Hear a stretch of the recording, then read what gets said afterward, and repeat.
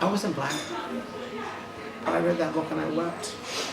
I wept for my nation, and I wept for the way that people had to live. And it wasn't about me, but it was about me, because this is my nation, and this is the racism that is there. So, yes, we have to learn to be generous and listen to other people's voices, because they are also our voices. Her books are about me. They are me. This is all about us. We belong to each other. And so anytime we read a book by anybody of another culture, it is our story too.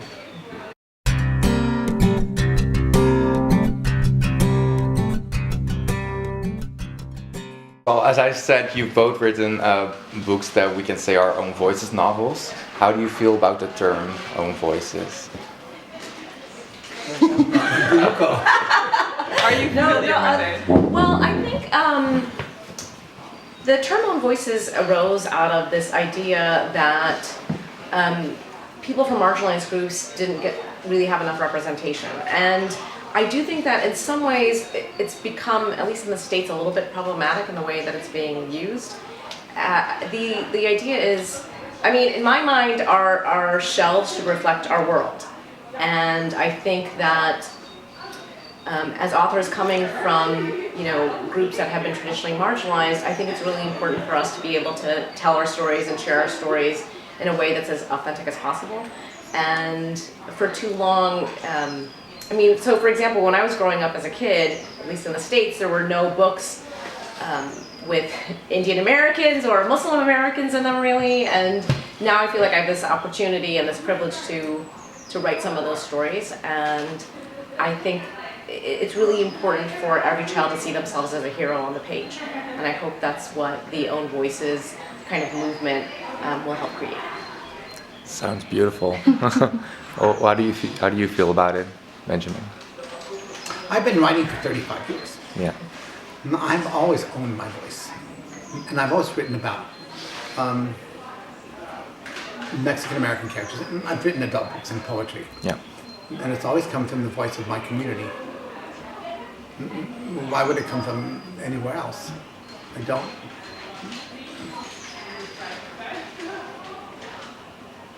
I don't think that we can universalize about an experience only through white people. And I have always written stories where white people can take a Mexican American character and relate to them as a universal character, as a stand-in for humanity. And that's what we do. And that's what every author does. It's not any different for us than for anybody else. It's just that perhaps we haven't been recognized as such. I remember once, it's supposed to be a good review of one of my adult novels. And this was a good review. This is what it said. Despite the fact that the story is set in El Paso and Juarez, Mexico, and despite the fact that the characters are all Hispanic and Mexican American, the story is still universal. God, that is ridiculous. And this is what I wanted to say.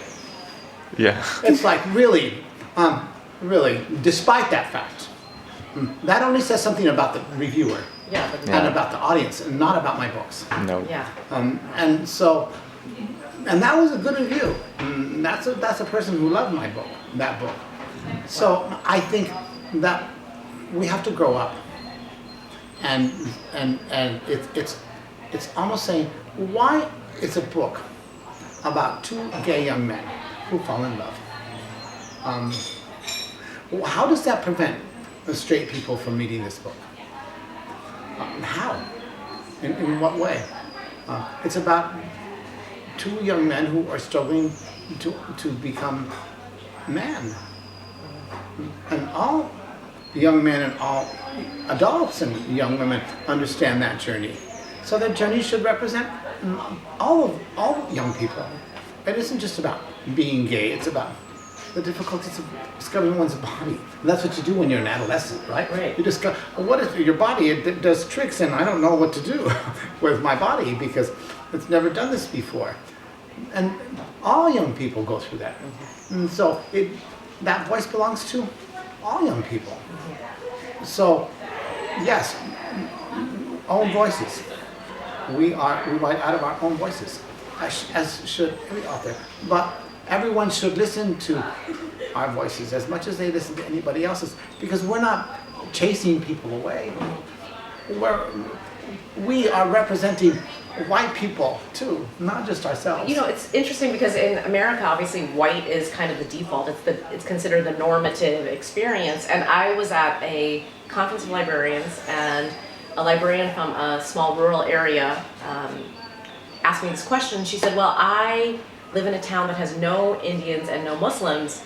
How can I convince the director of the library to buy your book? And I said, because it's a book. And you don't have to have, I mean, it's really absurd to think that you should only read a book where you are the main character is reflected exactly as who you are. Because, I mean, what I said to her was, well, I read Lord of the Rings and I'm not a hobbit.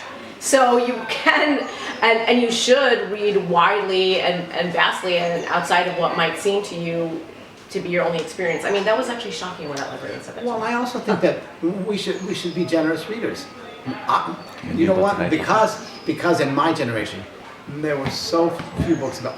I mean, there've been books about Mexican Americans for a long time in the United States, but not that long. So the first big one was in 1970, around 1970, a book called Bless Me Ultima by Rudolf von Eyre. But up until then, I was a huge reader, and all of the books I read were not about me, and yet I thought they were about me. Right. I became a generous reader, that I could see myself in those books, even though they didn't have anything in common with me, supposedly. They had humanity in common. And so, how do we teach our young people to be generous readers? Well, we teach them, you know, when I read Richard Wright's book about, his beautiful book about being African American in Chicago, and the racism he encountered. I wasn't black, but I read that book and I wept. I wept for my nation, and I wept for the way that people had to live. And it wasn't about me, but it was about me, because this is my nation, and this is the racism that is there. So, yes, we have to learn to be generous and listen to other people's voices, because they are also our voices. Her books are about me. They are me. This is all about us. We belong to each other. And so anytime we read a book by anybody of another culture, it is our story too. I think, you know, one thing when I talk to student groups, something I say a lot to them is, by reading books that represent an experience that is slightly different than theirs, it builds that generosity. That's a great word, I think, to use. Because in America, I believe there are no others, there's only us. And I think that's what, you know, being a generous reader, as you say, can help people understand it and promote. And I think that books are about building community. That a writer writes a book from his or her own experience, from their world, and then they have an agent, and they have an editor, and they have people who sell the books, and they have bookstores, and there's a huge community that we have in getting the book out to readers, and then the reader, and so there's this huge community, and they build bridges between us, and that's what we do, is we build community. That this book would never come into being without this community. And then there's a community of young readers that read the book. And so what it is showing is a belonging to each other. And there is no exile in a book. There is no exile. There is only belonging. I think it sounds beautiful. I think it really teaches our viewers something. And how do you think we as publishers can help make books more create more the world on your bookshelf, as you said? Well, I would say that it's great that our books are marketed as voices that have not, from marginalized communities that have not been heard before. But a reminder that those communities are really about us as well. And that those communities that we call marginalized are really at the center, and should be at the center. And that as publishers, you are bringing those voices from the margins to the center where they belong, where we all belong. I think publishers also have to recognize their own bias. Publishers have to recognize, both the privilege they have, because most of publishing, at least in the United States, is overwhelmingly white. I mean, over 86% of people employed in publishing in the U.S. are white. I don't know what it is in the Netherlands, but I'm guessing it's probably similar, probably higher. And so I think, sometimes, a lot of times writers of color hear this rejection, like, I couldn't relate to that character. Well, I don't know if you really need to relate to the character in the way that person is rejecting you for. I mean, I think what a lot of times you hear when at acquisitions, when they're turning your book down and they say that, is that this character isn't exactly me. And I don't think that character needs to be you. I think it's important for you to read books that aren't about just you, and then you realize that maybe you actually see a part of yourself reflected in that character. So I do think it's important for publishing to kind of have a little bit of self-reckoning and to be aware of what they're putting on the bookshelves. I mean, publishing is such an interesting space. It occupies this interstitial space between art and commerce, and publishing is sort of essentially, a cultural tastemaker in a way, and I think that comes with a very large responsibility. And I think that's a key, responsibility. It's a privilege to be an editor and a publisher, but it's a responsibility. You are building the world. You are helping to co-create the world as it is and as it will be. What kind of world are you creating? What kind of world are you building? Yeah.